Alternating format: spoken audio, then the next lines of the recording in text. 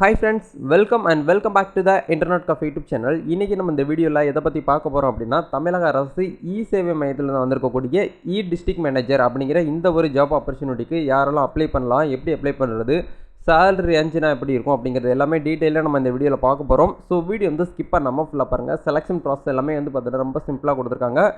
முடிஞ்ச வரைக்கும் வந்து பார்த்தீங்கன்னா இதுக்கு வந்து அப்ளை பண்ணிக்கோங்க. ரொம்ப ஒரு சிம்பிளான ஒரு தரமான ஒரு ஜாப் ஆப்பர்ச்சுனிட்டி. இதுக்கு யாரெல்லாம் அப்ளை பண்ணலாம், எப்படி அப்ளை பண்ணுறது எல்லாமே ஃபுல் டீடைல்ஸ் நம்ம இன்றைக்கி இந்த வீடியோவில் வந்து பார்க்க போகிறோம். ஸோ வீடியோ வந்து ஸ்கிப் பண்ணாமல் ஃபுல்லாக பாருங்கள். வீடியோக்குள்ளே போகிறதுக்கு முன்னாடி இப்போ தான் நம்ம சேனலில் நீங்கள் ஃபர்ஸ்ட் டைம் பார்க்குறீங்க அப்படின்னா இந்த வீடியோக்கு கீழே இருக்கக்கூடிய சப்ஸ்கிரைப் பட்டனையும் பக்கத்தில் இருக்கக்கூடிய பெல் பட்டனை கிளிக் பண்ணி ஆளுங்கிறத எனபிள் பண்ணி வச்சுக்கோங்க. நம்ம சேனல்லேருந்து போஸ்ட் பண்ணக்கூடிய ஒவ்வொரு ஜாப் ஆப்பர்ச்சுனிட்டி எல்லாமே நீங்கள் மிஸ் பண்ணாமல் தெரிஞ்சுக்க முடியும். சரி வாங்க நண்பா, டேரெக்டாக வீடியோக்குள்ளே போகலாம். ஓகே, இதுதான் வந்து பார்த்தீங்கன்னா சேவை மையத்துலேருந்து வந்திருக்கக்கூடிய டிஸ்ட்ரிக்ட் மேனேஜர் அப்படிங்கிற ரோலுக்காக வந்திருக்கக்கூடிய நோட்டிஃபிகேஷன். இதில் என்ன சொல்லியிருக்காங்க அப்படின்னா போஸ்டிங் நேம் வந்து டிஸ்ட்ரிக்ட் மேனேஜர் அப்படிங்கிற இந்த ஒரு லெவலுக்கு வந்து ஹையர் பண்ணுறாங்க. ஹையர் பண்ணக்கூடிய லொக்கேஷன் வந்து பார்த்தீங்கன்னா கோயம்புத்தூர் டிஸ்ட்ரிக்ட். ஓகேங்களா, அது வந்து நான் தெளிவாக மென்ஷன் பண்ணியிருக்கிறேன். கோயம்புத்தூர் டிஸ்ட்ரிக்டில் இருக்கக்கூடியவங்க வந்து இதுக்கு வந்து அப்ளை பண்ணலாம். பிடெக்கில் வந்து பார்த்தீங்கன்னா ஸ்பெசிஃபிக்காக வந்து பார்த்தீங்கன்னா கம்ப்யூட்டர் சயின்ஸ் வந்து இன்ஜினியரிங், இன்ஃபர்மேஷன் டெக்னாலஜி, ஐடி படித்தவங்க இதுக்கு வந்து தாராளமாக அப்ளை பண்ணிக்கலாம். அப்படி இல்லை நீங்கள் வந்து பிடெக் வந்து படிக்கலை அப்படின்னு நினைக்கிறவங்க யூஜி கிராஜுவேட்டில் நீங்கள் வந்து படிச்சிருக்கணும். நெக்ஸ்ட் வந்து பார்த்தீங்கன்னா ஃபாலோவுடு பை எம்சிஏ நீங்கள் வந்து கண்டிப்பாக பண்ணியிருக்கணும். ஓகேங்களா, எம்எஸ்சியில் வந்து கம்ப்யூட்டர் சயின்ஸ் படிச்சிருக்கணும். எம்எஸ்சிலே வந்து பார்த்தீங்கன்னா ஐடி படிச்சிருந்தீங்கனாலும் ஓகே. எம்எஸ்சியில் வந்து பார்த்தீங்கன்னா சாஃப்ட்வேர் இன்ஜினியரிங் படிச்சிருந்தீங்கனாலும் இந்த ஒரு ஜாப்புக்காக நீங்கள் வந்து ஆன்லைனில் வந்து அப்ளை பண்ணிக்கிற முடியும் அப்படிங்கிறத சொல்கிறாங்க.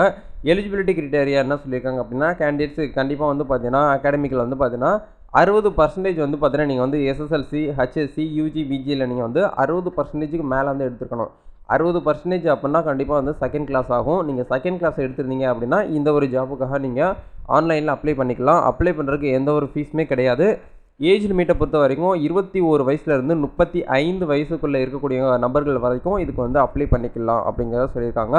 அதுவுமே வந்து ஜனவரி 1 2022 நீங்கள் வந்து ஏஜ் வந்து 21 35க்குள்ளே இருக்கக்கூடிய நபர்கள் அப்ளை பண்ணிக்கலாம் அப்படிங்கிறத சொல்கிறாங்க.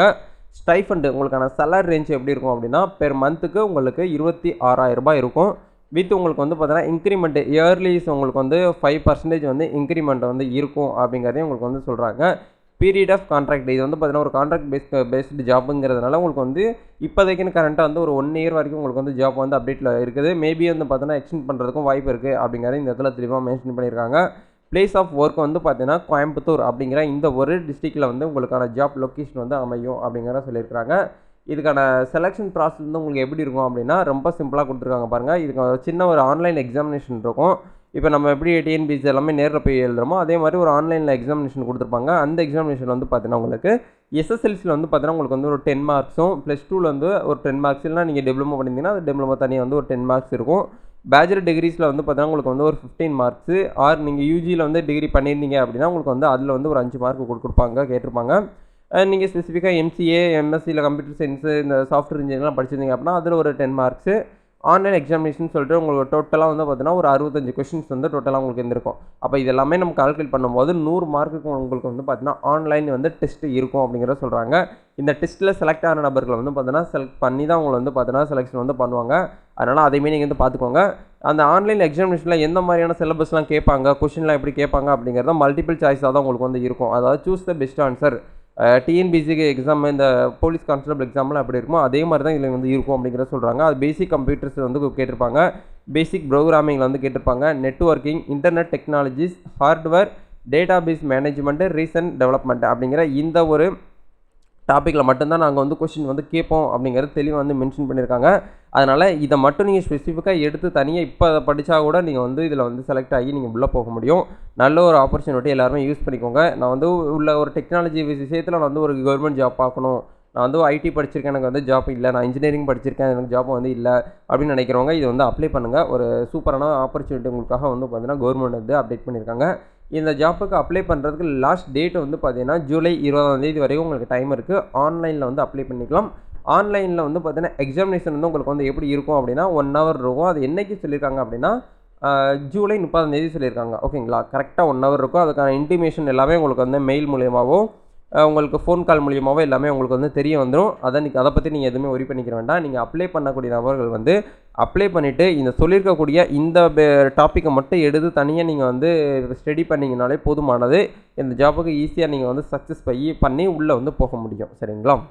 ஓகே, இப்போ நம்ம நோட்டிஃபிகேஷன் எல்லாமே செக் பண்ணிட்டோம். எப்படி அப்ளை பண்ணுறது எல்லாமே வந்து பார்த்தீங்கன்னா டீட்டெயிலாக பார்த்துட்டோம். இப்போ அப்ளிகேஷன் ஃபார்ம் வந்து எப்படி வந்து ஃபில் பண்ணலாம் அப்படிங்கிறத பார்க்கலாம். அப்ளிகேஷன் ஃபார்ம் ஃபில் பண்ணுறதுக்கு முன்னாடி ஒரு சில இன்ஸ்ட்ரக்ஷன்லாம் வந்து பார்த்தீங்கன்னா கொடுத்துருக்காங்க. நீங்கள் அப்ளிகேட்டாக இருந்தீங்க அப்படின்னா இந்த 5-6 பாயிண்ட்டையும் வந்து கவனமாக வந்து நோட் பண்ணிக்கோங்க. இதில் வந்து என்ன சொல்லியிருக்காங்க அப்படின்னா ஏஜ் சுட் பி 21 வயசுலேருந்து 35 வயசுக்குள்ள நபர்கள் இருக்கிறவங்க அப்ளை பண்ணணும்னு சொல்லியிருக்காங்க. கோயம்புத்தூர் டிஸ்ட்ரிக்ட்டில் இருக்கக்கூடிய நபர்கள் வந்து மஸ்ட்னு சொல்லியிருக்காங்க. நெக்ஸ்ட் வந்து பார்த்தீங்கன்னா உங்களுக்கு ஃபோட்டோஸு 50 கேபிக்குள்ள வந்து ஃபோட்டோஸ் உங்களுடைய இப்போ ரீசெண்டாக எடுத்துருக்கக்கூடிய ஃபோட்டோஸ் இதாக இருக்கட்டும், சிக்னேச்சராக இருக்கட்டும், உங்களுடைய கிராபிங் பாயிண்ட்டாக இருக்கட்டும், இது எல்லாமே நீங்கள் வந்து பார்த்தீங்கன்னா அந்த அவங்க கேட்டிருக்கக்கூடிய இந்த கேபிக்குள்ளே நீங்கள் வந்து கன்வெர்ட் பண்ணி ஸ்கேன் பண்ணி உங்களுடைய லேப்டாப்லேயே மொபைல் ஃபோன்லேயே நீங்கள் வந்து அட்டாச் பண்ணி வச்சுக்கோங்க. எல்லாமே ரெடி பண்ணி வச்சுக்கிட்டு கீழே டிஸ்கிரிப்ஷனில் லிங்க் கொடுத்துருக்கேன். அங்கே போய்ட்டு நீங்கள் டேரெக்டாக ஆன்லைனில் அப்ளை பண்ணிக்கலாம். இந்த இடத்துல உங்களுடைய ஃபர்ஸ்ட் நேம் வந்து என்ட்ரு பண்ணுங்கள். அதாவது ஃபுல் நேம், உங்களுடைய டிசி மார்க் ஷீட்டில் நேம் வந்து எப்படி இருக்கோ அந்த நேம் இந்த இடத்துல கரெக்டாக கொடுங்க. உங்களுடைய பர்த் சர்டிஃபிகேட்டில் வந்து எப்படி நேம் இருக்கோ அந்த நேம் வந்து கரெக்டாக கொடுத்து உங்களுடைய டேட் ஆஃப் பர்த் கேட்குறாங்க, அதையும் கொடுங்க. ஜெண்டர் வந்து மேலா ஃபீமேலான்னு கேட்டிருக்காங்க, அதை வந்து கரெக்டாக கொடுங்க. குடியிருப்பு மாவட்டம், நீங்கள் எந்த மாவட்டமோ அந்த மாவட்டம் வந்து இந்த இடத்துல செலக்ட் பண்ணிக்கோங்க. உங்களுடைய நேஷ்னாலிட்டி எதுவோ அதை வந்து கொடுங்க. இந்தியன்னா இந்தியன் கொடுங்க, இந்தியன் மட்டும்தான் இருக்கும். உங்களுடைய இமெயில் ஐடி வந்து கவனமாக கொடுங்க. உங்களுடைய காண்டாக்ட் நம்பர் கவனமாக கொடுங்க. நிரந்தர முகவரி, உங்களுடைய பெர்மனண்ட் அட்ரஸ் வந்து கொடுங்க. நெக்ஸ்ட் வந்து பார்த்தீங்கன்னா உங்களுடைய பின்கோடு, அந்த பெர்மனண்ட் அட்ரஸோட பின்கோடு கொடுக்கணும். சில பேர் வந்து பார்த்தீங்கன்னா பெர்மனண்ட் அட்ரஸ் வேறு அட்ரஸாக இருக்கும். இப்போ கரண்ட்டாக வந்து வேறு அட்ரஸில் இருப்பீங்க. அதனால் கம்யூனிகேஷன் அட்ரஸ் எதுவோ அதையும் கொடுங்க. இல்லை சேமாக இருந்துச்சு அப்படின்னா சேமாக கூட கொடுங்க, ஒன்றும் தப்பு கிடையாது. அதுக்கான பின் நம்பர் வந்து கொடுங்க.